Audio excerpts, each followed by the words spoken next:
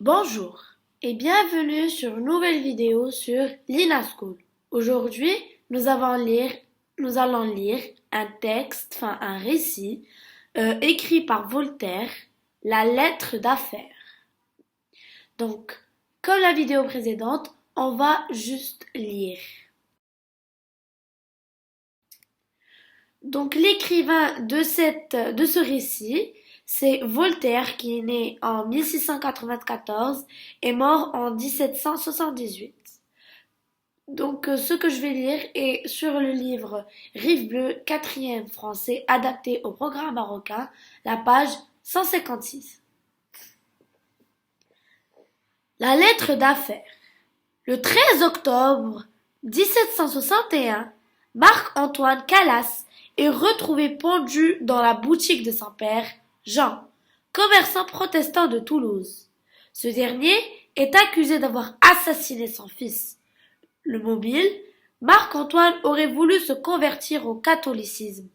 L'enquête est bâclée et les juges sont partagés. Jean Calas est finalement soumis au supplice de la roue, le 10 mars 1762. Convaincu de son innocence, Voltaire déploie toute son énergie pour obtenir la révision du procès. Il mobilise ses amis et les meilleurs avocats, dont Élie de Beaumont. En 1765, Voltaire obtient la réhabilitation de Calas. À Monsieur Élie de Beaumont, au délice, ce 11 juin 1762. Je vous adresse, monsieur, la plus infortunée de toutes les femmes, qui demande la chose du monde la plus juste. Mandez-moi, je vous prie, sur le champ, quelle mesure on peut prendre?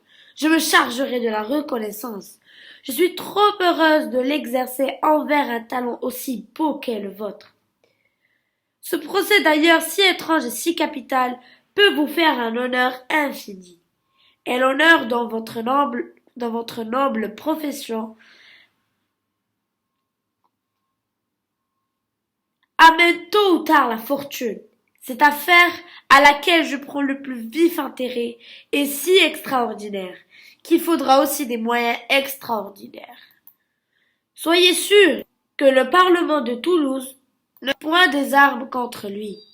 Il a défendu, communiqua les pièces à personne, et même l'extrait de l'arrêt. Il n'y a qu'une grande protection qui puisse obtenir de monsieur le chancelier ou du roi un ordre d'envoyer copie des registres. Nous cherchons cette protection. Le cri du public, ému et attendri, devrait l'obtenir.